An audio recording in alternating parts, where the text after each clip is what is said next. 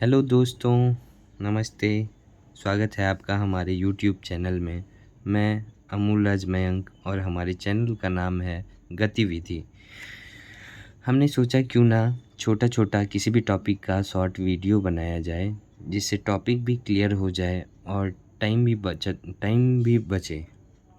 कम समय में किसी भी टॉपिक का रिवीजन तेज़ी से हो सके, इसी पर्पज़ से मैं ये यूट्यूब चैनल पे वीडियो अपलोड करूँगा। तो आइए, स्वागत है हमारे यूट्यूब चैनल में। और मैं आज पहला वीडियो बना रहा हूँ और ये पॉलिटी के प्रिएम्बल प्रस्तावना का वीडियो है, जो कि 15 से 20 मिनट का होगा। और इसमें मैंने कोशिश किया है कि पूरी प्रस्तावना को 15 से 20 मिनट में ख़त्म कर सकूँ। तो आइए चलते हैं हमारे फर्स्ट वीडियो में। तो आज हम पढ़ने वाले हैं प्रस्तावना, प्रिएम्बल बताता है, और भारत के संविधान का प्रस्तावना है। हम लोगों ने तो भारत का प्रस्तावना पढ़ा ही है। भारत का संविधान का प्रस्तावना है, हम भारत के लोग भारत को एक संपूर्ण प्रभुत्व संपन्न समाजवादी पंथ निरपेक्ष लोकतंत्रात्मक गणराज्य बनाने के लिए उसके समस्त नागरिकों को सामाजिक, आर्थिक और राजनीतिक न्याय, विचार, अभिव्यक्ति, विश्वास, धर्म और उपासना की स्वतंत्रता, प्रतिष्ठा और अवसर की समानता प्रतिष्ठा और अवसर की समता प्राप्त कराने के लिए तथा उन सब में व्यक्ति की गरिमा और राष्ट्र की एकता और अखंडता सुनिश्चित करने वाली बंधुता बढ़ाने के लिए दृढ़ संकल्प होकर अपने इस संविधान में आज तारीख 26 नवंबर 1949 को एतद्द्वारा इस संविधान को अंगीकृत, अधिनियमित और आत्मार्पित करते हैं। तो चलिए अब समझते हैं प्रस्तावना है क्या। प्रस्तावना में किन किन बातों का चर्चा किया गया है। प्रियम्बल हमारे संविधान का सार है और परिचय पत्र है। प्रस्तावना जो हमारे संविधान का सार और परिचय पत्र है, इसको जवाहरलाल नेहरू द्वारा उद्देश्य प्रस्ताव ऑब्जेक्टिव रिजोल्यूशन के द्वारा 13 दिसंबर 1946 को संविधान सभा में पेश किया गया था, और इसको संविधान सभा द्वारा 22 जनवरी 1947 को स्वीकार किया गया था। ठीक है, तो 22 जनवरी 1947 को संविधान सभा द्वारा ऑब्जेक्टिव रेजोल्यूशन को स्वीकार किया गया था। अब आते हैं आगे। BN राव जो थे, उद्देशिका का प्रारूप तैयार किया था। BN राव ने उद्देशिका का प्रारूप तैयार किया था, और प्रस्तावना का लैंग्वेज जो कि भाषा है, प्रस्तावना का भाषा ऑस्ट्रेलिया से लिया गया था। प्रस्तावना का विचार USA से लिया गया था, और प्रस्तावना को परिचय पत्र N पालकीवाला ने बोला था। प्रस्तावना को परिचय पत्र N पालकीवाला द्वारा बोला गया था। चलिए, प्रस्तावना जो है उसको आत्मा ठाकुरदास भार्गव ने कहा था। संविधान की प्रस्तावना को संविधान की आत्मा किसने कहा था? ठाकुरदास भार्गव ने कहा था। संविधान की प्रस्तावना को जन्म कुंडली किसने कहा था? KM मुंशी के द्वारा कहा गया था कि संविधान की प्रस्तावना संविधान की जन्म कुंडली है। तो अब जानते हैं प्रस्तावना में है क्या। 42वां संविधान संशोधन द्वारा प्रस्तावना में समाजवादी, पंथ निरपेक्ष और अखंडता जोड़ा गया था, जो कि 1976 में हुआ था। 42वां संविधान संशोधन कब हुआ था? 1976 में हुआ था, और इसमें समाजवादी, पंथ निरपेक्ष और अखंडता जोड़ा गया था। तो आइए और जानते हैं प्रस्तावना की महत्वपूर्ण बिंदुओं को। हमने पढ़ा है कि हम भारत के लोग भारत को एक संपूर्ण प्रभुत्व संपन्न, यहाँ तक तो हम लोग सभी लोग समझ रहे हैं कि क्या है, लेकिन संपूर्ण प्रभुत्व संपन्न इसका मतलब क्या होता है? संपूर्ण प्रभुत्व संपन्न का मतलब होता है एक तरह से संप्रभु होना, किसी भी चीज़ का निर्णय लेना। अगर आप किसी भी चीज़ का स्वतंत्र रूप से निर्णय ले सकते हैं, मतलब आप संप्रभु हैं। संप्रभुता का मतलब समझ में आ गया। अब जानते हैं समाजवादी। समाजवादी क्या होता है? तो किसी भी इकोनॉमी में अगर उस इकोनॉमी को सरकार द्वारा नियंत्रित किया जाता है तो वैसे इकोनॉमी को समाजवाद बोला जाता है। मतलब सरकार द्वारा खास करके निचले से निचले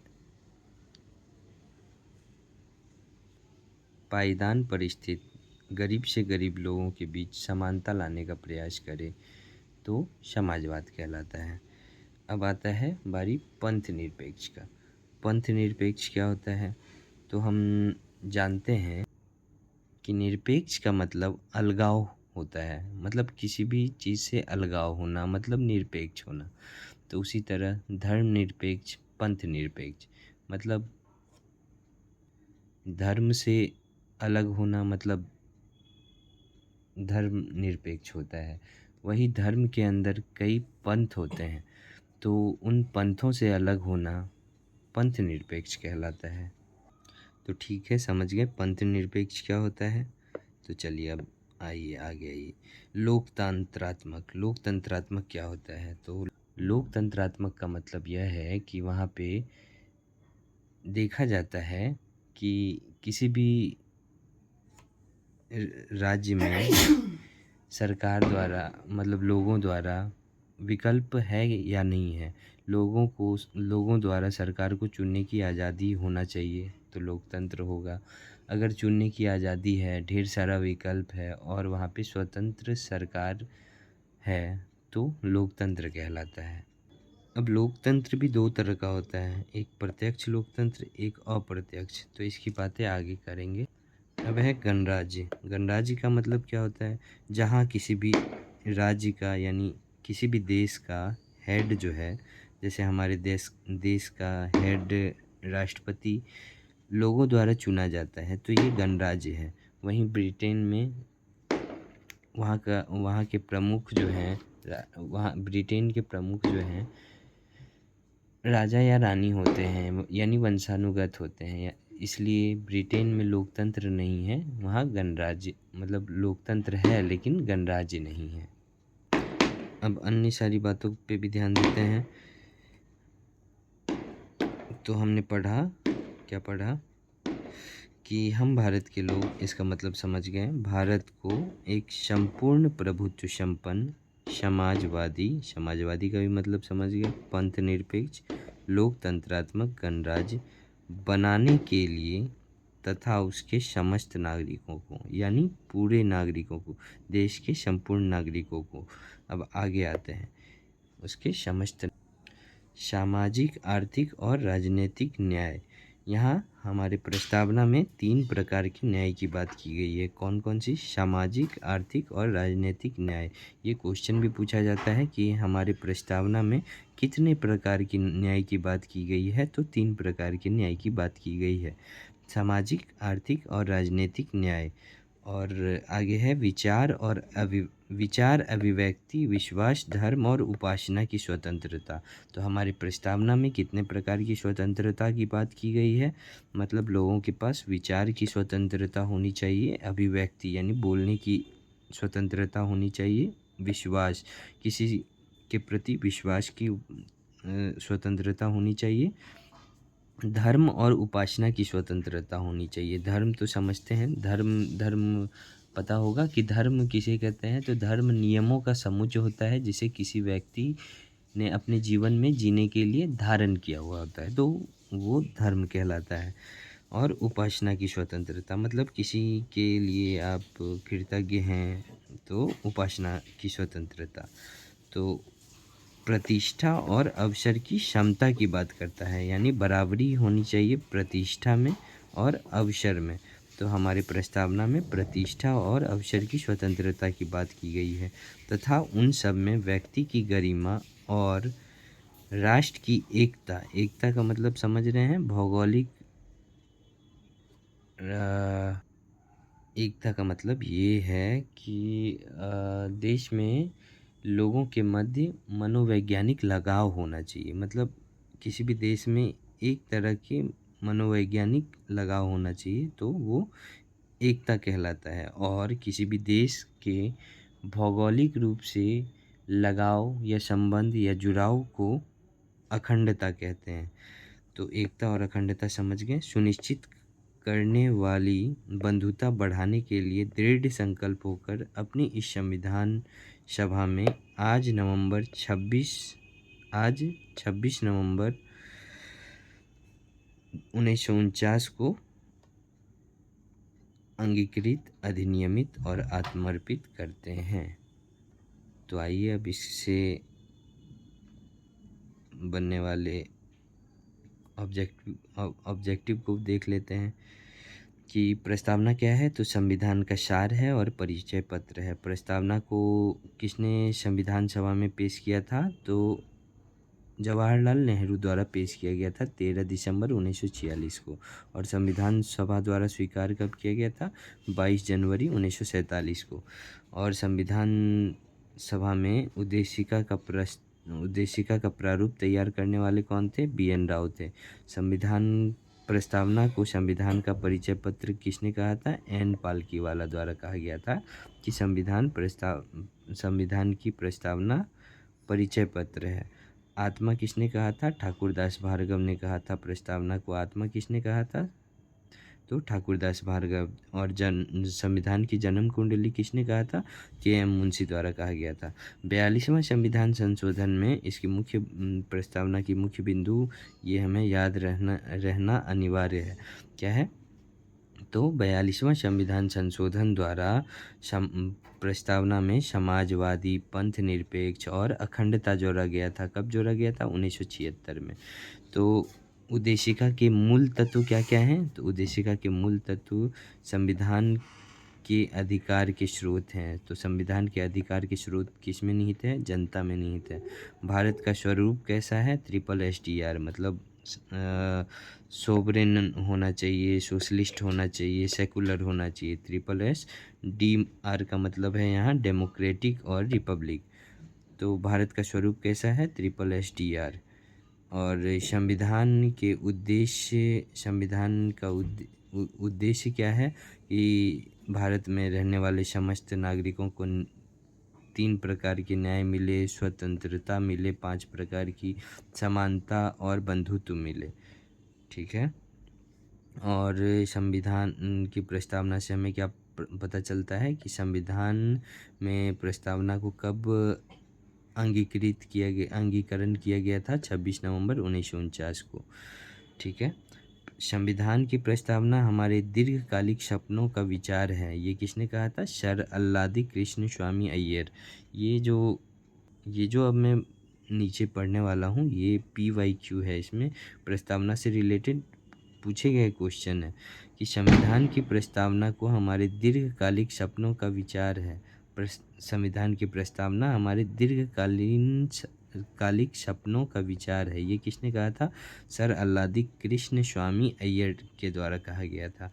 प्रस्तावना के अनुसार भारतीय गणतंत्र के प्रमुख 4 स्तंभ हैं। क्या क्या? ये तो हम आगे पढ़ चुके हैं। प्रस्तावना संविधान के भाग के रूप में। अच्छा चलिए अब जानते हैं कि प्रस्तावना के विषय में कब कब केस किया गया था और प्रस्तावना के बारे में क्या कहा गया था। तो फर्स्ट टाइम जो है बेरूबारी बनाम भारत संघ केस हुआ था 1960 में। इसमें कहा गया था कि प्रस्तावना जो है संविधान का भाग नहीं है और इसमें संविधान संशोधन नहीं किया जा सकता है। फिर गोलकनाथवाद वर्सेस पंजाब केस होता है 1967 में। इसमें कहा गया था कि प्रस्तावना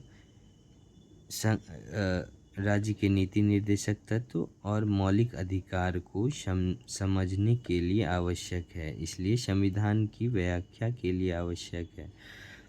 तो इसलिए 1967 में प्रस्तावना को गोलकनाथ वर्सेस पंजाब वाद में कहा गया था कि संविधान की व्याख्या के लिए प्रस्तावना इम्पोर्टेंट है। तो हमने 2 केस के बारे में पढ़ा है। एक तो बेरूबारी बनाम भारत संघ जिसमें कहा गया था, कब हुआ था? 1960 में, और कहा गया था कि संविधान का प्रस्तावना भाग नहीं है। और सेकंड केस हुआ था 1967 में। इसमें कहा गया था प्रस्तावना संविधान का तो भाग है नहीं, लेकिन संविधान की व्याख्या के हिसाब से इम्पोर्टेंट है। और तीसरा केस जो हुआ था प्रस्तावना से रिलेटेड, ये सब PYQ है। केशवानंद वर्सेस केरल 1973 में हुआ था। केशवानंद वर्सेस केरल वाद हुआ था 1973 में। इसमें कहा गया था प्रस्तावना संविधान का भाग है और इसमें संविधान संशोधन किया जा सकता है। और इसी केस में कहा गया था कि प्रस्तावना संविधान का भाग ही नहीं, संविधान की आत्मा भी है। तो ये अब तक पूछा जाने वाला प्रस्तावना से रिलेटेड मतलब बहुत इम्पोर्टेंट लाइन है कि किस केस में प्रस्तावना को संविधान की आत्मा कहा गया था। तो प्रस्तावना को संविधान की आत्मा कहा गया था केशवानंद वर्सेस केरल वाद में 1973 वाले केस में। और इस प्रस्तावना से संबंधित केस और एक हुआ था LIC वर्सेस इंडिया वाद 1995 में। इसमें भी प्रस्तावना को संविधान का आंतरिक भाग बताया गया था। तो अब और PYQ देखते हैं कि अब तक इससे क्या क्या पूछा जा चुका है।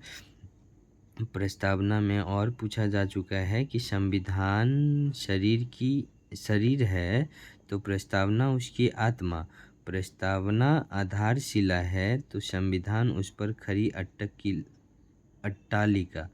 ये किसने कहा था? ये सुभाष कश्यप द्वारा कहा गया था। ये में भी राजस्थान PCS में पूछा गया क्वेश्चन है।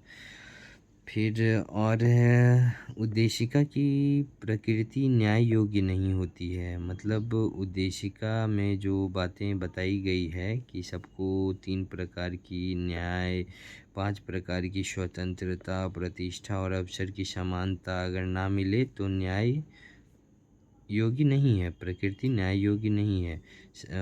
कोर्ट में जाके डिमांड नहीं कर सकते हैं कि ये नहीं मिल रहा है। और संविधान के मतलब संविधान में जो प्रस्तावना है उसमें उससे रिलेटेड और एक क्वेश्चन है कि सभी व्यक्ति पूर्णतः और समान रूप से मानव हैं और यह सिद्धांत को क्या कहा जाता है? तो इसे सार्वभौमिकता का सिद्धांत कहा जाता है। और भारतीय संविधान की उद्देशिका को संविधान की आत्मा किसने कहा है? भारतीय संविधान की उद्देशिका को संविधान का आत्मा कहा जाता है। अच्छा, और आत्मा किसने कहा था? आत्मा किसने कहा था? ठाकुरदास भार्गव ने कहा था। जन्म कुंडली किसने कहा था? KM मुंशी ने कहा था। अब आइए, संविधान को एक पवित्र दस्तावेज किसने कहा है? ये इम्पोर्टेंट है, BR अम्बेडकर। इनसे रिलेटेड तो क्वेश्चन पूछा ही जाता है कि संविधान को एक पवित्र दस्तावेज किन के द्वारा कहा गया है? तो ये भीमराव अम्बेडकर के द्वारा किया गया है। और एक प्रस्तावना से रिलेटेड और एक केस आया था बम्बई बनाम यूनियन ऑफ इंडिया। ये 1995, इसका ईयर नहीं पता है, मतलब बम्बई बनाम यूनियन ऑफ इंडिया, जो कि संविधान, इसमें भी कहा गया था कि प्रस्तावना संविधान का भाग है, प्रस्तावना संविधान का भाग है। तो ये सब जो हमने पढ़ा ये हर एक PCS में पूछा हुआ क्वेश्चन है। चलिए, अच्छा लगे तो सपोर्ट कीजिएगा। आपका बहुत बहुत धन्यवाद इस वीडियो को देखने के लिए। और मिलते हैं अगले वीडियो में, जो हमारी साइंस की वीडियो होगी, फिज़िक्स की वीडियो होगी। थैंक यू, धन्यवाद।